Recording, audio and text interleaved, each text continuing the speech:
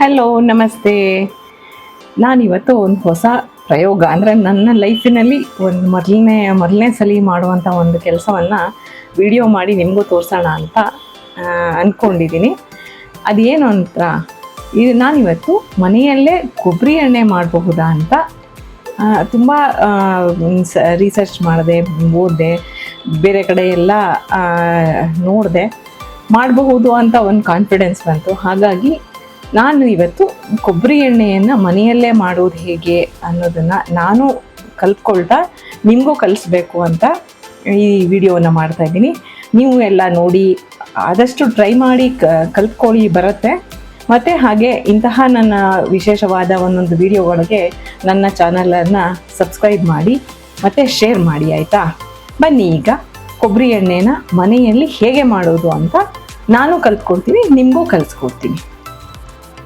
ನೋಡಿ, ಇದಕ್ಕೆ ನಾನು ಕೊಬ್ಬರಿಯನ್ನು, ಕಾಯಿಯಿಂದ ಎಣ್ಣೆ ತೆಗಿತಾ ಇಲ್ಲ, ಕೊಬ್ಬರಿಯನ್ನು ತೆಗೆದುಕೊಂಡಿದ್ದೀನಿ.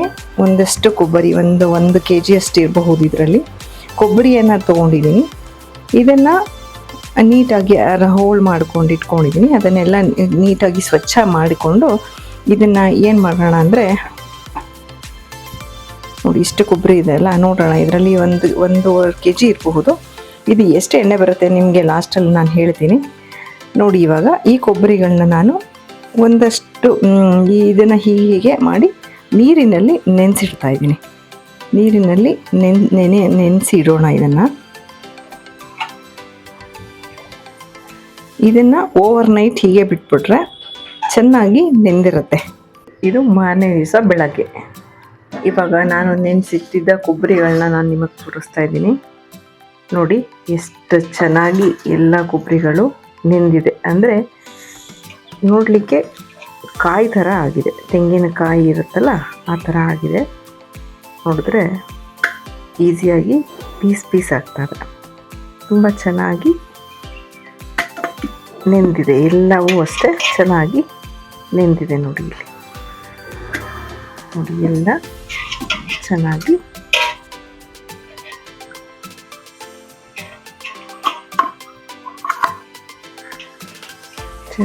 ನೆಂದಿದೆ.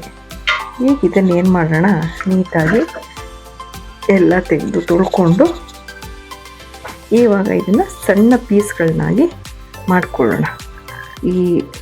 ಇದರಲ್ಲಿ ಬರುತ್ತಲ್ಲ ಚಿಪ್ಸ್ ಮೇಕರು, ಇದರಲ್ಲಿ ಚೆನ್ನಾಗಿ ಸಣ್ಣ ಪೀಸ್ಗಳನ್ನ ಮಾಡ್ಕೊಳ್ಳೋಣ.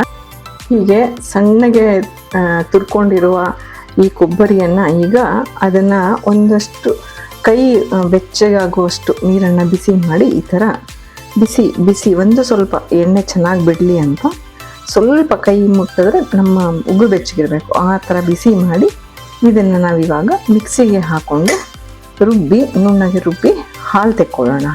ನೋಡಿ, ಈಗ ಅದನ್ನೇ ತೆಗೆದು ಮಿಕ್ಸಿಗೆ ಹಾಕಿ ಈ ಥರ ನುಣ್ಣಗೆ ತುಂಬ ನೈಸಾಗಿ ರುಬ್ಕೊಂಡಿದ್ದೀನಿ. ನೋಡಿ ಈ ಥರ ಇದು ಹಾಲು ಬರಬೇಕು. ಈ ಥರ ನೋಡಿ, ಹಾಲು ಬಂದರೆ ಈ ಹಾಲನ್ನು ಶೋಧಿಸ್ಕೊಂಡು ಇಟ್ಕೊಳ್ಳೋಣ. ಇದು ನೋಡಿ, ಇದೇ ಥರ ಈ ಥರ ಮಿಕ್ಸಿನಲ್ಲಿ ಹಾಕೋಬೇಕು.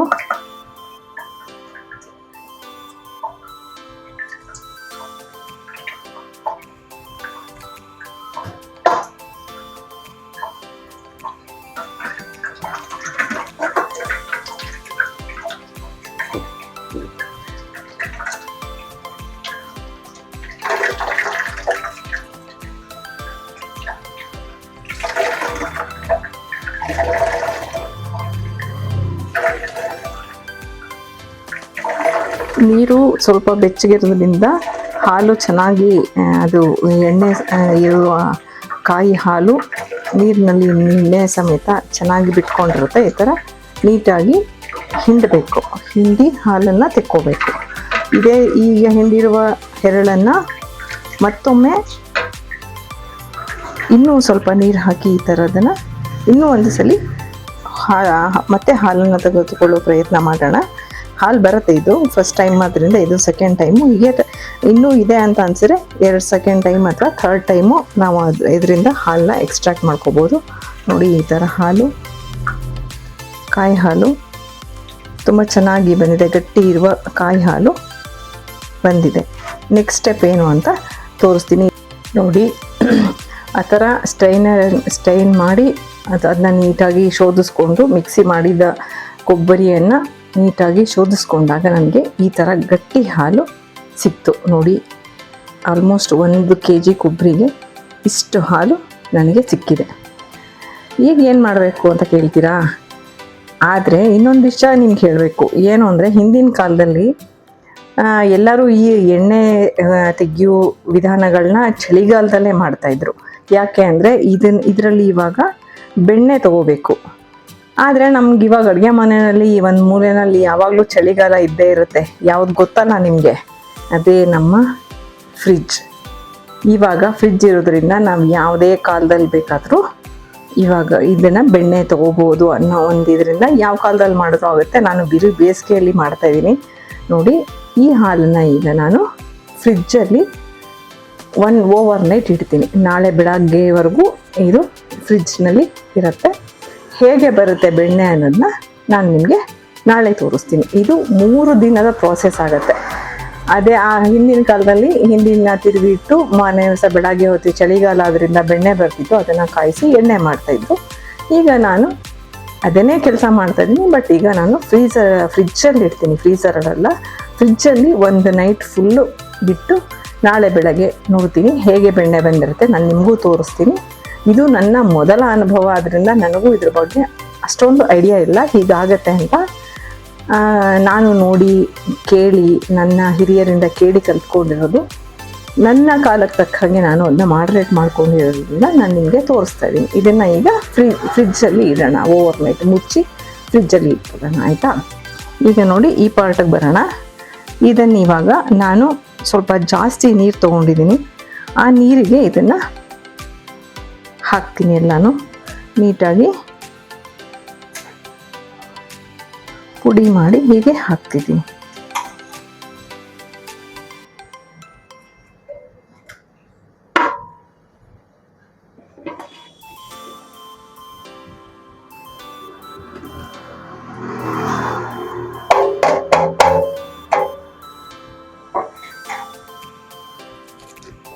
ಹೀಗೆ ಕದ್ರಬಿಟ್ಟು ಹೀಗೆ ಇದನ್ನು ಕೈ ಆಡಿಸ್ಬಿಟ್ಟು ಬಿಟ್ಬಿಡೋಣ.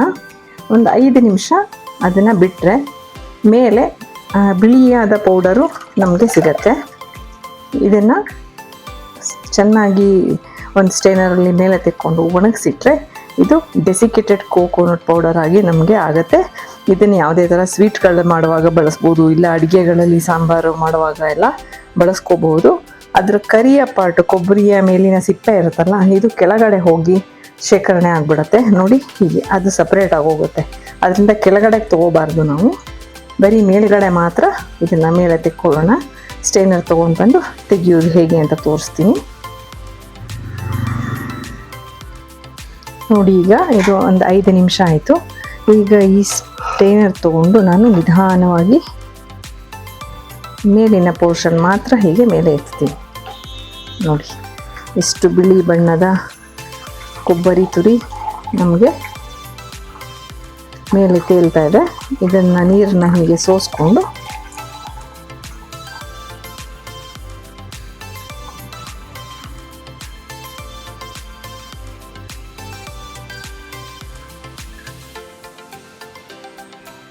ನೋಡಿ ಎಷ್ಟು ಬಿಳಿಯ ಬಣ್ಣದ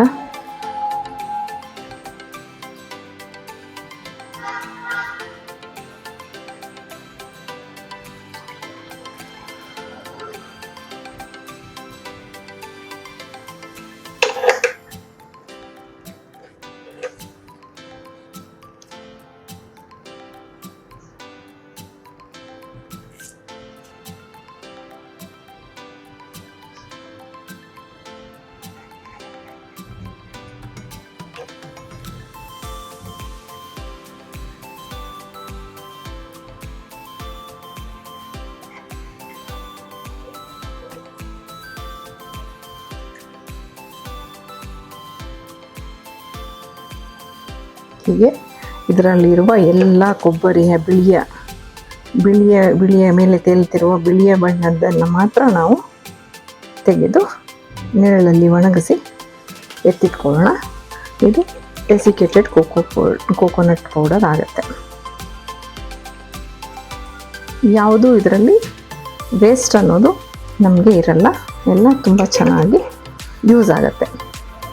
ಮತ್ತು ಎಣ್ಣೆನೂ ಅಷ್ಟೇ, ನಾವು ನಮ್ಮ ಮನೆಯಲ್ಲಿ ನಮಗೊಂದು ಅರ್ಧ kg ಕೊಬ್ಬರಿದಾಗಲಿ ಮಾಡಿಟ್ರೆ ಯಾವುದೇ ಕೆಮಿಕಲ್ ಫ್ರೀ ಇಲ್ಲದ ನಮಗೆ ತಲೆ ಕೂದಲಿಗಾಗಲಿ ಅಡುಗೆಗಾಗಲಿ ಯಾವುದಕ್ಕಾದರೂ ಧೈರ್ಯವಾಗಿ ಬಳಸಬಹುದಾದಂತಹ ಒಂದು ಕೊಬ್ಬರಿ ಎಣ್ಣೆ ಕೂಡ ಒಂದು ಖರ್ಚು ಕಡಿಮೆ ಅಂತ ಅಲ್ಲ, ಬಟ್ ಶುದ್ಧವಾದ ಸಿಗತ್ತಲ್ಲ, ಅದು ತುಂಬ ಹೆಲ್ತಿ ಅಲ್ಲ, ಅದು ನಮಗೆ ಬೇಕು ಅಂತ ಸ್ವಲ್ಪ ಕಷ್ಟ ಆದರೂ ಪರವಾಗಿಲ್ಲ ಅಂತ ಅಂದ್ಕೊಂಡು ನಾವು ಮಾಡಿಕೊಂಡಾಗ ಏನೋ ಒಂದು ಸಮಾಧಾನ, ನಾವು ಹೆಲ್ದಿ ಆಗಿರೋದನ್ನ ತಿಂತಾ ಇದ್ದೀವಲ್ಲ ಅಂತ. ಕೋಕೋನಟ್ ಮಿಲ್ಕ್ ಅದೇನಿದೆ ತೆಗೆದಿದ್ವಲ್ಲ ಕೊಬ್ಬರಿಯಿಂದ ಹಾಲು, ಅದನ್ನು ಫ್ರಿಜ್ಜಲ್ಲಿ ಇಟ್ಟಿದ್ದನ್ನ ತೋರಿಸಿದ್ದೆ ನಾನು. ನಿನ್ನೆ ರಾತ್ರಿ ಇಟ್ಟು ಇವತ್ತು ಬೆಳಗ್ಗೆ ಇದನ್ನು ತೆಗಿತಾ ಇದ್ದೀನಿ.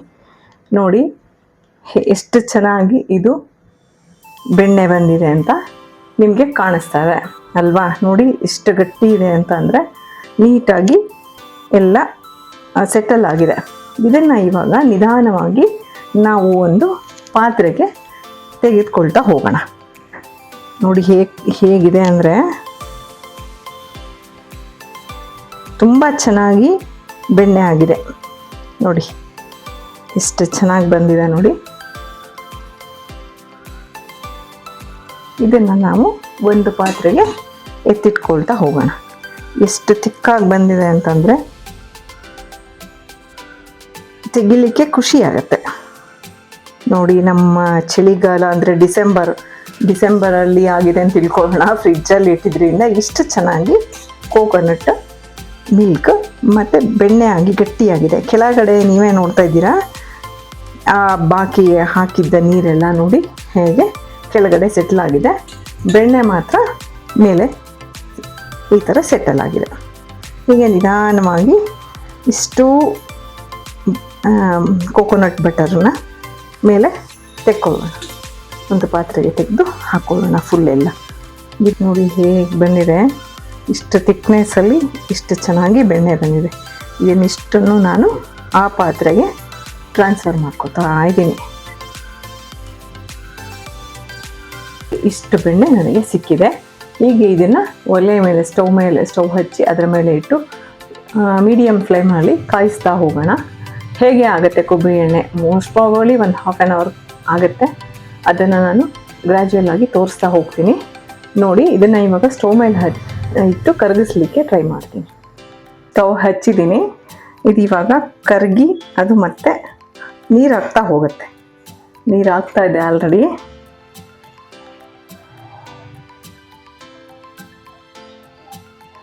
ಮಾಮೂಲಿ ನಾವು ಬೆಣ್ಣೆ ಹೇಗೆ ಕಾಯಿಸ್ತೀವಿ, ತುಪ್ಪ ಮಾಡಲಿಕ್ಕೆ ಬೆಣ್ಣೆ ಕಾಯಿಸ್ತೀವಲ್ಲ ಅದೇ ರೀತಿ, ಬಟ್ ಸ್ವಲ್ಪ ಇದು ಟೈಮ್ ತೊಗೊಳುತ್ತೆ. ಸ್ವಲ್ಪ ನೀರಿನ ಅಂಶನೂ ಇರುತ್ತೆ. ಬೆಣ್ಣೆ ಕಾಯಿಸಿದಷ್ಟೇ ಸುಲಭ. ನೋಡಿ ಇವಾಗ ನೀರು ಹಾಕ್ತಾ ಇದೆ.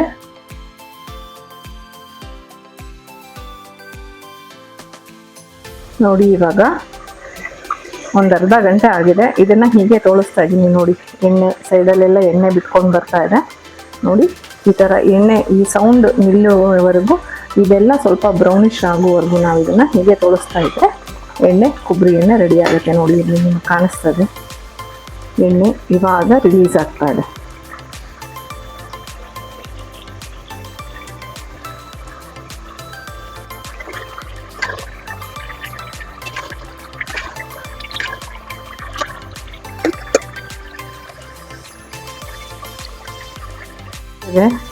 ತುಪ್ಪ ಕಾಯಿಸುವಾಗ ಹೇಗೆ ಕೆಳಗಡೆ ಸ್ವಲ್ಪ ಬ್ರೌನಿಷ್ ಬರುತ್ತೋ ಆ ಥರ ಬರೋವರೆಗೂ ಕಾಯಿಸಿದ್ರೆ ಎಣ್ಣೆ ಗಮ್ ಅಂತ ನಮಗೆ ಕೊಬ್ಬರಿ ಎಣ್ಣೆ ಅಷ್ಟು ಪರಿಮಳಭರಿತವಾಗಿ ಬರುತ್ತೆ. ಹಾಗಾಗಿ ಇದನ್ನು ಇನ್ನೊಂದು 5 ಮಿನಿಟ್ಸಷ್ಟು ನಾನು ಇದನ್ನು ಮಾಡ್ತೀನಿ. ನೋಡಿ ಈಗಾಗಲೇ ಬ್ರೌನ್ ಬಂದಿದೆ. ಇನ್ನೊಂದು ಸ್ವಲ್ಪ ಬ್ರೌನಿಷ್ ಆಗಿಬಿಟ್ರೆ ಕೊಬ್ಬರಿ ಎಣ್ಣೆ ಪರಿಮಳ ತುಂಬ ಚೆನ್ನಾಗಿ ಬರುತ್ತೆ. ಆಮೇಲೆ ಇದನ್ನು ಶೋಧಿಸಿ ಇಟ್ಕೋತೀನಿ. ಇಟ್ಕೊಂಡಾದಮೇಲೆ ನಿಮಗೆ ತೋರಿಸ್ತೀನಿ ಹೇಗೆ ಶುದ್ಧವಾದ ಕೊಬ್ಬರಿ ಎಣ್ಣೆ ನನಗೆ ಸಿಕ್ಕಿದೆ ಅಂತ ನಾನು ನಿಮಗೆ ತೋರಿಸ್ತೀನಿ. ಹೊಸ ಕಲಿಕೆ, ಸ್ವಲ್ಪ ಕಷ್ಟಪಡಬೇಕು. ಕಷ್ಟಪಟ್ಟರೆ ನಮ್ಮ ಸಮಾಧಾನ ಮನಸ್ಸಿಗೆ, ಮತ್ತು ಕೆಮಿಕಲ್ ಫ್ರೀ ಮನೆಯಲ್ಲೇ ಮಾಡಿದ ಸಮಾಧಾನ, ಪ್ರೀತಿ, ತಾಳ್ಮೆ, ಸಹನೆ ಎಲ್ಲದಕ್ಕೂ ಒಂದು ವ್ಯಾಲ್ಯೂ. ಅದಕ್ಕೆ ನಾವು ಬೆಲೆ ಕಟ್ಟೋಕ್ಕಾಗಲ್ಲ. ಅಷ್ಟು ಶುದ್ಧವಾದ ಒಂದು ಎಣ್ಣೆ ನನಗೆ ಸಿಗುತ್ತೆ, ನಮ್ಗೆ ಸಿಗುತ್ತೆ ಮಾಡಿದವ್ರಿಗೆ. ನೋಡೋಣ, ನಾನು ಇವಾಗ ಎಣ್ಣೆ ಶೋಧಿಸಿ ನಿಮಗೆ ಅದನ್ನು ಒಂದು ಮತ್ತೆ ಬಟ್ಟೆಯಲ್ಲಿ ನೀಟಾಗಿ ಶೋಧಿಸಿ ಒಂದು ಬಾಟಲಿಗೆ ಹಾಕಿ ನಾನು ನಿಮಗೆ ತೋರಿಸ್ತೀನಿ. 5 ಮಿನಿಟ್ಸ್ ಅಷ್ಟೇ, ಮೋಸ್ಟ್ ಪ್ರಾಬಲಿ 45 to 1 hour ಆಯಿತು ನನಗೆ ಇಷ್ಟನ್ನು ನಾನು ಮಾಡಲಿಕ್ಕೆ.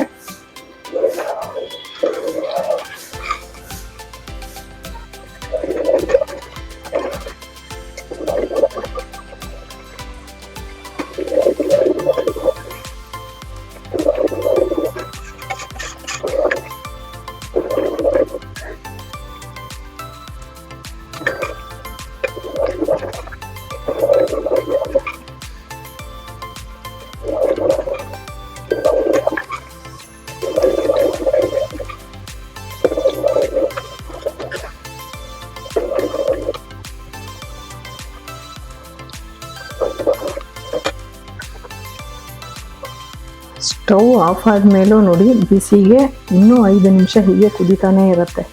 ಸ್ಟವ್ ಆಫ್ ಆಗಿದೆ, ಬಟ್ ಆ ಬಿಸಿಗೆ ಆ ಎಣ್ಣೆ ಇನ್ನೂ ಸ್ವಲ್ಪ ಹೊತ್ತು ಕುದಿಯುತ್ತೆ ಮತ್ತು ತಣ್ಣಗಾಗಿ ಅದರ ಕೆಳಗಡೆ ಇರೋ ಇದೆಲ್ಲ ಸೆಟ್ಟಲ್ ಆದಮೇಲೆ ಇದನ್ನು ನಾವು ಶೋಧಿಸ್ಕೊಳ್ಳೋಣ. ನೋಡಿ ಎಷ್ಟು ಶುದ್ಧವಾದ ಕೊಬ್ಬರಿ ಎಣ್ಣೆ ತಯಾರಾಯಿತು. 1 kgಗೆ 450 ಗ್ರಾಮ್ ನನಗೆ ಕೊಬ್ಬರಿ ಎಣ್ಣೆ, ಶುದ್ಧವಾದ ವಿತೌಟ್ ಕೆಮಿಕಲ್, ಮನೆಯಲ್ಲಿ ಮಾಡಿದ ಶುದ್ಧ ಕೊಬ್ಬರಿ ಎಣ್ಣೆ. ಅಡುಗೆಗಾದರೂ ಸರಿ, ನಮ್ಮ ಸ್ಕಿನ್ ಕೇರಿಗಾದರೂ ಸರಿ, ಹೇರ್ ಆಯಿಲ್ ಮಾಡಲಿಕ್ಕಾದರೂ ಸರಿ, ತುಂಬ ಒಳ್ಳೆಯ ಶುದ್ಧವಾದ ಕೊಬ್ಬರಿ ಎಣ್ಣೆ ನನಗೆ ಸಿಕ್ಕಿದೆ.